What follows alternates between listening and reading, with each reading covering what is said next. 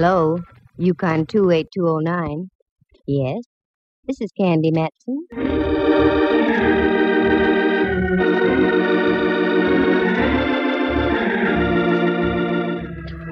Do you have a little unsolved murder in your home? Got some blackmail you want to unload? Are you the victim of some vulgar extortionist? I know a girl you should meet. She may not be the greatest private eye in the world, so what if it does cost you $300 or $400? She sure is sweet.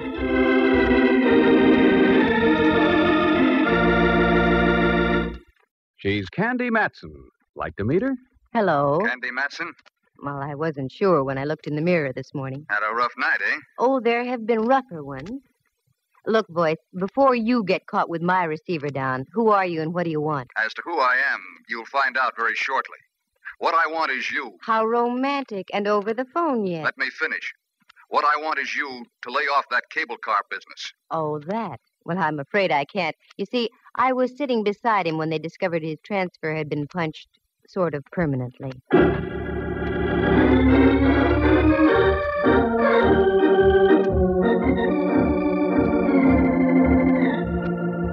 That's how things happen with me.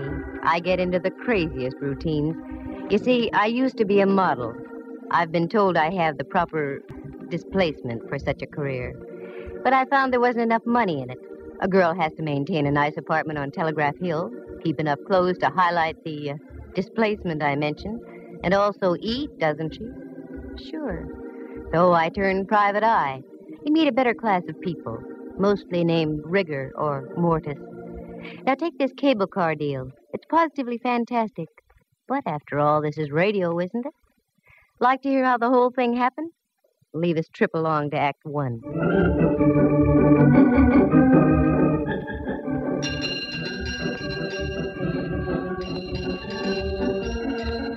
I wanted to get downtown that morning, but I couldn't take the F car on Stockton.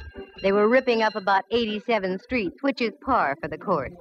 So I walked down Telegraph Hill and up to Mason. That's where the Bay and Powell cable car stops. All aboard! Come on, Lana, show that shapely ankle. We gotta make the Fairmont by Whitsuntide. The car was loaded, and so was the character next to me. I tried to budge into the seat between him and a Fisherman's Wharf dowager, but I couldn't quite make it. I'd forgotten my shoehorn. Say, pardon me, but would you mind reading your Wall Street Journal over that-a-way a bit? I'd like to sit in here. Oh, if you insist. A knight of old. He budged his hips a quarter of an inch, and I slipped in, ready for my rocket ride over the hill and down into town. The trip, as usual, was uneventful. 3 smashed fenders and several choice words I'd never heard before, but I wrote them down. By the time our prairie schooner reached the turntable at Market Street, the crowd on the car had thinned out. But Buster was still beside me, his head buried in Common and Preferred. Market Street. I started to get down. Hey, lady, take your boyfriend with you. We're heading back up the hill. Boyfriend? I'll sue. He looks like the advance man for Lewis and Clark. How do you like that? He fell asleep over his stocks and bonds. I looked again. Hipsy wasn't asleep. Hipsy was stone cold dead on Market.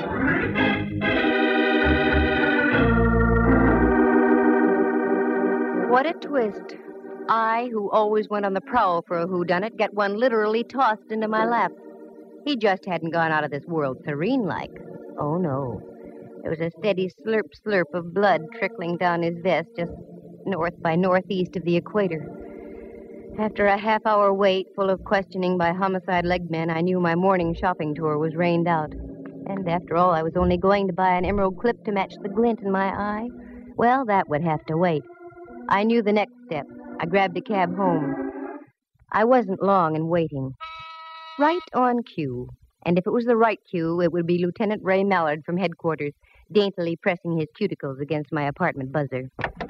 I was right. What? I've been expecting you. Come on in, Mallard.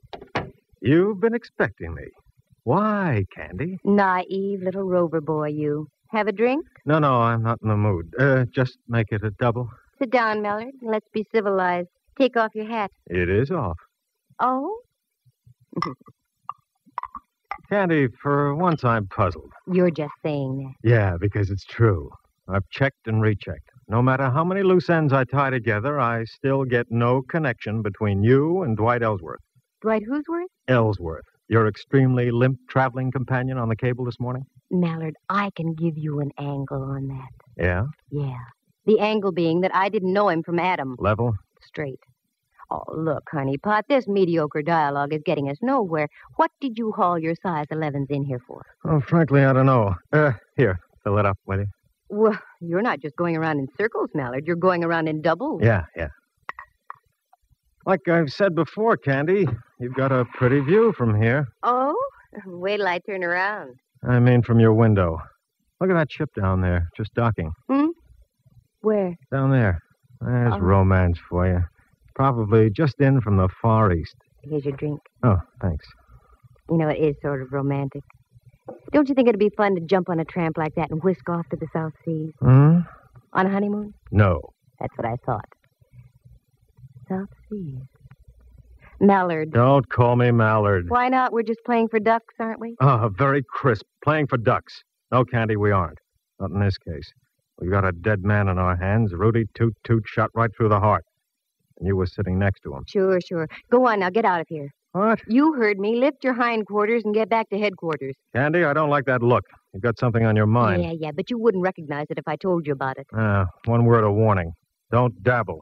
You're in deep enough. Got it? Got it. Here's your hat. Grab it. So long, Mallard. See you around a jailhouse sometime. Fi-fo-fum. 'Twas then I smelled a big fat fee. That great, big, kind of attractive Mallard. He missed the boat. Oh, he saw it, but he missed it. It was that ship he saw docking.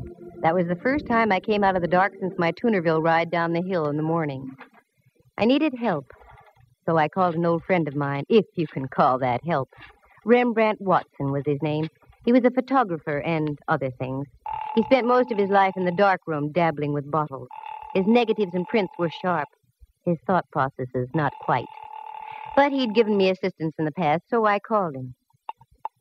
Rembrandt Watson speaking. Photography, portraits, and camera work. Yes, Rembrandt, I know. Also available for gardening, janitorial service, and babysitting. Rembrandt, it's Candy. Especially if they're over 21. Who? Candy? Now you're tuned in. How dare you, baggage. I was experimenting with a new type of formula. 90 proof for 100. 100. And Candy, it works beautifully. There's a delightful little pixie in a pink ballet skirt in my living room. Well, leave her there and get over here immediately to my place. Take a cab. I'll pay for it. I'd much rather have a handsome carriage with a brace of chestnuts. You've got 'em in your head. Now just do as I say and get over here.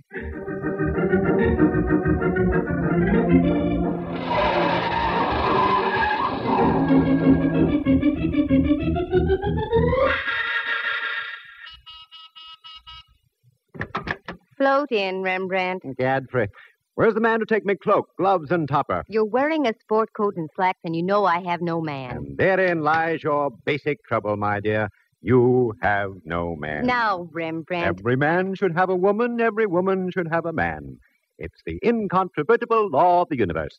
Candy, you should have a man. You. Sure, I'm no longer a man. I'm a sprite transcending the world. Well, stop transcending a moment and come down to earth. We've got a job to do. How poetic.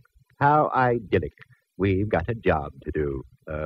For money? Eventually. Oh, one of those. Very well, my dear. Bring me up to date. Well, I don't really know if I can or not. Good. And I shall leave and return to me formula. Oh, no. What I mean is, the whole story's so fantastic you'd never believe it. I might. Try me, Candy. Well, I get on a cable car and sit next to a character reading the Wall Street Journal. A strange coupling. A cable car and the Wall Street Journal. Yeah. And when we get to the end of the line, my friend next to me is dead. Probably the ride down the hill frightened him to death. Uh-uh. He looked like a used punch board. He had a neat little bullet hole through his heart. Candy, my little ballerina friend in the pink skirt is more believable than what you just told me. I told you it was fantastic, but none of how it happened. Now, sooner or later, Mallard is going to come out of his fog. And when he does, I'm going to be out of a fee. A fee that so far doesn't exist, my pretty. It will, if my hunch is right. Now, here's what I want you to do. Go down to the Chronicle and get all the back files you can on Southern Islands Steamship Company. The Chronicle? A pleasure. I have a few questionable companions, there who indulge in formulas? Stay away from those companions and just do as I ask. Very well, my dove. I go, but entirely against my will. And where will you be? Around town, Rembrandt. I've got to do some legwork. Let me assure you, Candy, you have just the right equipment for it, too.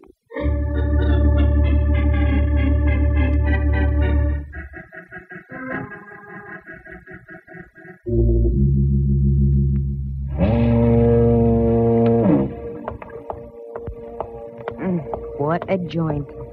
I'll bet they mount slit gullets on the walls instead of deer heads. Well, come on, Candy. Get your tools out and screw up your courage. Yeah, miss, what'll it be?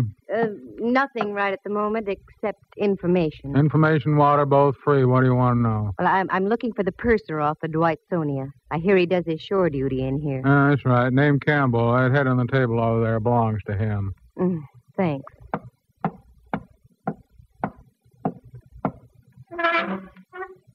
Hello, sailor. Hey, Campbell. Wake up. Oh, leave me alone. Come on, snap out of it. Who are you? What do you want? My name is Candy Matson. I want to ask a question. I'm only drinking. Go away. Not until I find out what I want to know. Dwight Ellsworth was murdered this morning. What? I thought that would bring you to. Well, that's the nicest news I've heard since VJ Day. What do you want to know? Where does his brother live? That stooge. He's got about as much spine as a water eel. Never mind. I want to find him. He seems to keep his whereabouts as secret as an atomic stockpile. The whole family ought to be knocked off. He lives out in Seacliff, 25 Dashel Road. Good. Bartender, buy my friend a little reward. And one for yourself, too.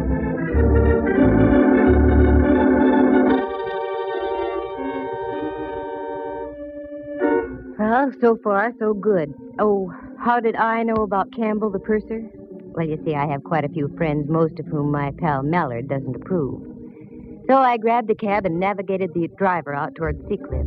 It was so foggy I couldn't see the meter. But I paid him anyway, gave him a neutral tip, and dismissed him. There it was, 25 Dashel Road. An austere-looking cabana, one that dared you to ring the front doorbell. I dared. I had the awful feeling I should have been around at the side door delivering hand laundry. Good evening. Except for the fog, yes. Is Mr. Ellsworth in? Yes, he is. But I'm afraid I must ask you to leave. There's been a death in the family. I know. That's why I'm here. Come in, please. Thank you. Walk this way, please. Oh, I'm afraid I couldn't, even if I lived to be 100. Mind your tongue, young lady. You're in the house of an Ellsworth. Oh, hoity-toity. The old babe had delusions of grandeur. Well, no need to get uppity with me. I've mingled with royalty. I once played a bit part in a Rita Hayworth picture. But this old gal was really something. She couldn't have been more than 45, yet looked like something out of the Barretts of Wimpole Street. She ushered me into a large-ceilinged living room, and there on the divan was my boy, his head lowered into his hands and quite obviously touched. Quite obviously. Roger, this young lady is here to see you. I don't believe you mentioned your name. Candy Matson. Matson? You in shipping, too? Of a sort. Oh, this is my wife, Miss Matson. You'll pardon me if I don't seem hospitable, but my brother was murdered this morning. I know. I was sitting next to him when it happened. You were? Don't talk to her, Roger. I don't trust her. This whole thing is a threat of some kind. No, it's not a threat. It's a business proposition. I'll come right to the point. You see, I'm a private detective. Oh, one of those persons. Put your nose back down, Mrs. Ellsworth.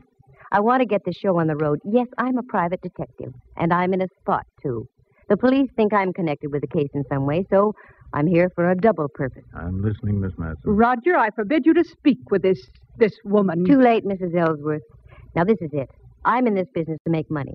Give me a check now for $300, and I'll find out who killed your brother. And I'll also clear myself. Roger, I'm warning you. Naturally, you want to see the killer of your brother brought to justice, don't you, Mr. Ellsworth? Don't you? Yes. Here, I'll make a check out right now. Thank you. Just make it out to Candy Matson. Payable today. A lovely collection of guns you have, Mr. Ellsworth. You hunt much? Oh, yes. Yes, my wife and I are quite fond of shooting. She's an excellent shot. There you are. Thank you. I'll be in touch with you sometime tomorrow. Mr. Reed didn't say a word. She just stood there against the fireplace and shot sparks through me. After I waved the check in the air a few times to dry the ink, she showed me to the door. Very clever, aren't you? Taking advantage of a weak-willed man. I wonder who made him that way. Don't cash that check. I mean it. Don't cash that check. Mrs. Ellsworth, $300. I need the money, badly. I need some new rolls for my player piano.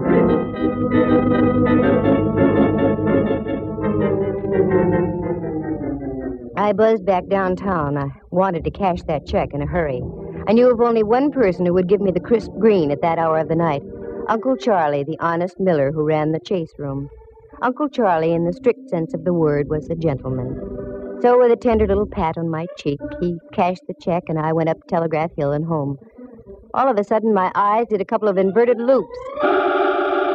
Oh, my lights were on. Who's in here? All right, speak up. Oh, Candy, the light of my life. Come join our party. Oh, Rembrandt, you gave me a scare. You don't scare easy either, Candy. Got something on your mind? And Mallard. Well, how ducky, a midnight soiree. What goes on here? Well, that chicken you had in the icebox is delicious. Was delicious. Looks like you've done everything but eat the bone. Your vintage is superb, too, Candy. Have a little formula? No, now, come on, what gives? That's my line, Candy. What gives? You're in on something, and I want to know about it. Oh, Mallard, believe me, it's nothing. I'm just trying to parlay a couple of hunches. Tall hunches. Look at all those clippings on the South Sea Island Steamship Company. What are they for? I meant to tell you, Candy, I had remarkable success down at the Chronicle. There's everything you want on that steamship line. Oh, Rembrandt, did you have to tell the whole world? Candy, you chide me unnecessarily. I merely had the clippings on the table when Hawkshaw here walks in on me. Okay, Candy, take it from there. I can't tell you yet, Mallard. Nothing makes sense yet. I've got about 4 loose ends that need tying off. If I'd only put 2 men to following you, I'd save myself a lot of grief. 2 days, that's all, Mallard. Just give me 2 days. I think I'll have it for you. All right. But don't forget, the boys down at Kearney Street headquarters don't love you the way I do. 2 days. No more or less. I gotta go. Thanks for the fowl, chicken. Very gay. Here, Rembrandt, here's $50 for you. 50? My word. What's all this talk about a recession? Go on and take it. Go someplace and stabilize the economy.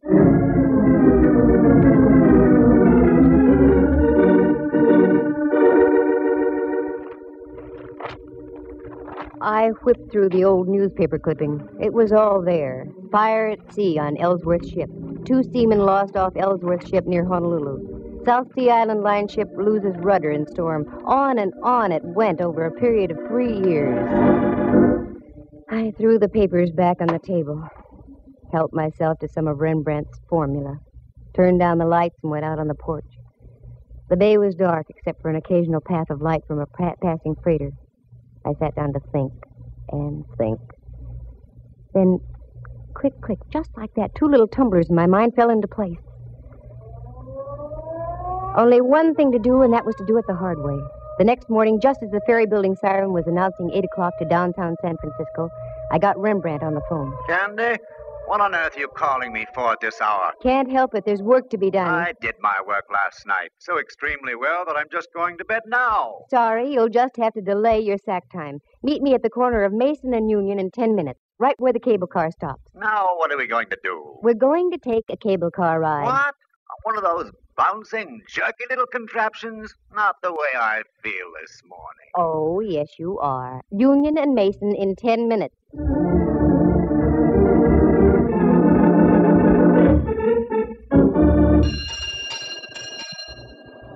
All right, Rembrandt, get on. This is the silliest thing you've ever done, Candy. Maybe. We'll see.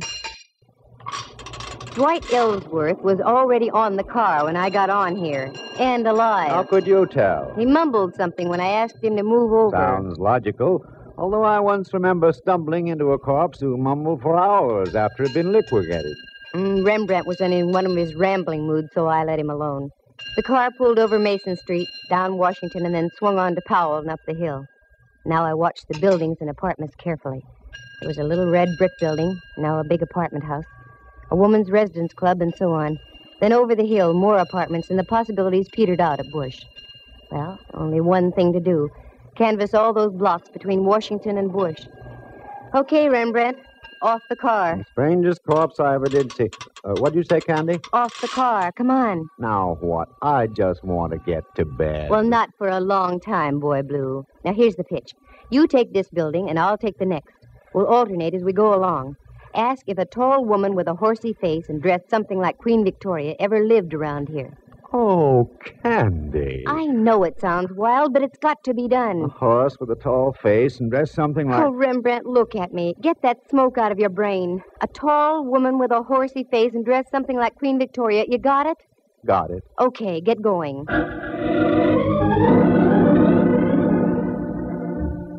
It was slow and tiresome. And the answers I got. A tall gal dressed like Queen Victoria.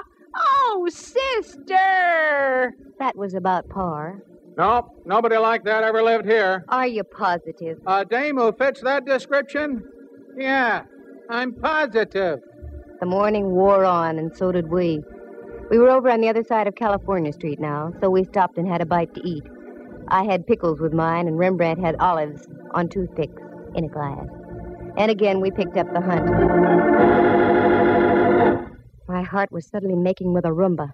There, just on the other side of Clay, in front of a 3-story red brick house, was a police squad car. There was a little knot of people gathered around. Daintily lifting my crinoline, I did a Mel Patton down the block and up the front steps. I didn't have any trouble finding the room. The door was wide open, and there was a body on the floor. 4 representatives of the law were buzzing back and forth. One of the buzzees was Mallard. Well, my little ambassador of violence. Why is it you're always around the extremely dead, Candy? I've got no time to brandy the ad-libs, Mallard. Who is it? I don't know yet. No identification. Let me see.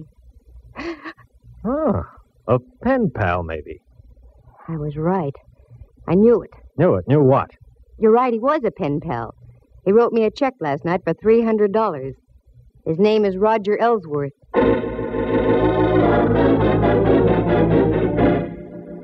Very interesting. Must be open season on Ellsworth. Okay, Candy. Time you filled in the blanks. Start. Wait a minute. I want to look at the window over here. Mallard, there are a couple of younger Ellsworths living around town here. I'm sure you'd like to see them stay healthy. Yeah? Get out to 25 Dashiell Road and pick up an old crone also named Ellsworth. 5 will get you 20. She's the one you're after. All right. But you get back to your place and stay put, understand? I want to have a more illuminating chat with you. Oh, Mallard, I'm just like putty in your hands.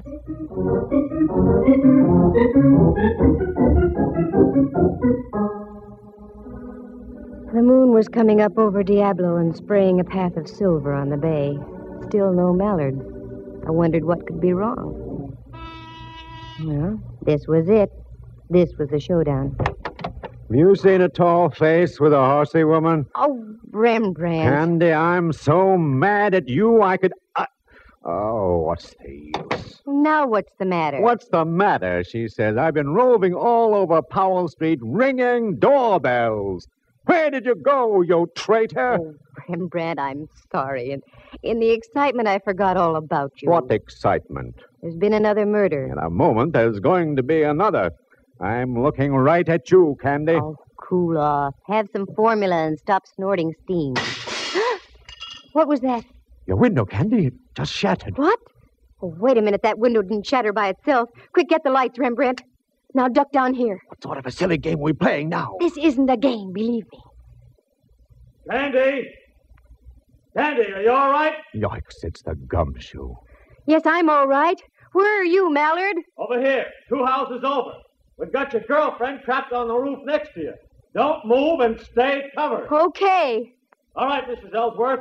Are you coming down peacefully, or do we have to play cops and robbers? I'm not coming down until I get that Candy Matson. She did it. She forced me to kill my own brother-in-law. Have it your own way. Okay, loosen her up a bit, boys. Better than the 4th of July. Keep your head down, Rembrandt. Oh, is that what was up? Ready to come down, Mrs. Ellsworth? No, I'm not! That hateful woman! She's ruined my whole life! All my plans! Just because of her snooping and prying! She's going to die, I tell you!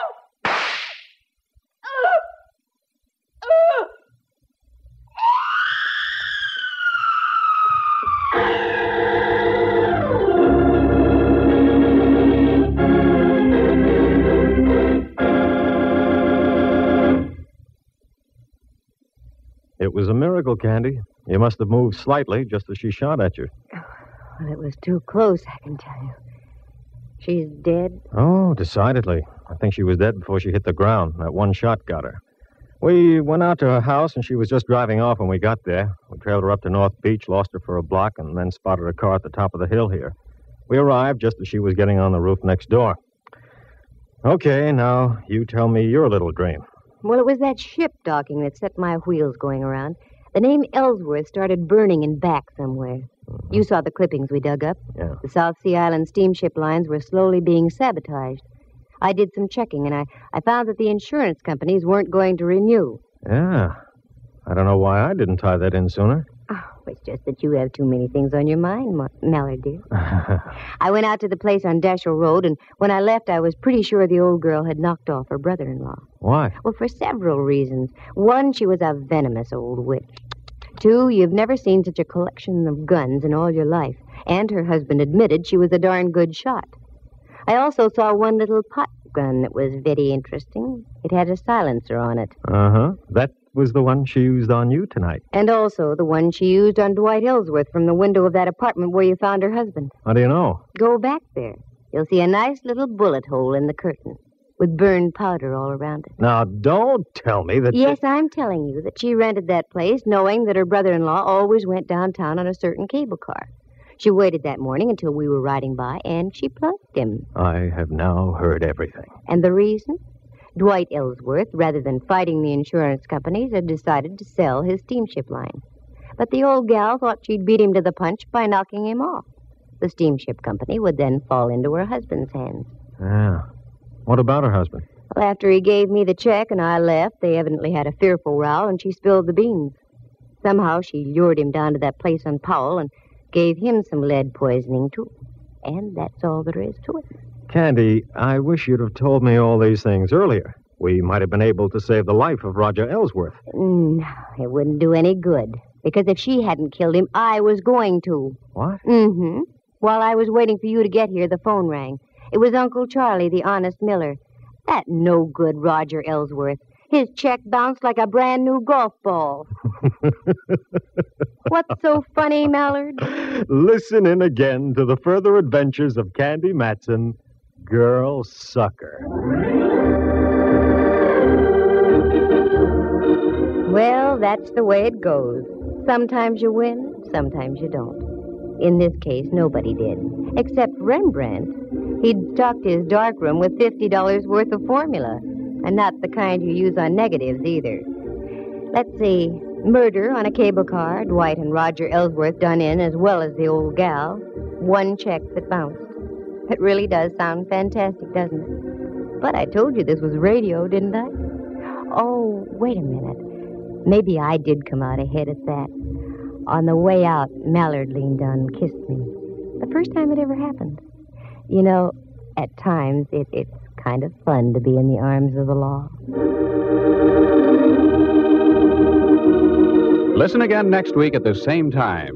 For excitement and adventure, just dial... Candy Matson, Yukon 28209. Heard tonight were Helen Cleve, Jack Cahill, and Harry Bechtel, Jack Thomas as Rembrandt, and Henry Leff as Mallard.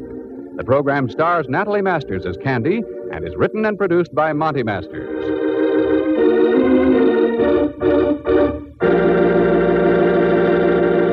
This has been a presentation of NBC, the national broadcasting company.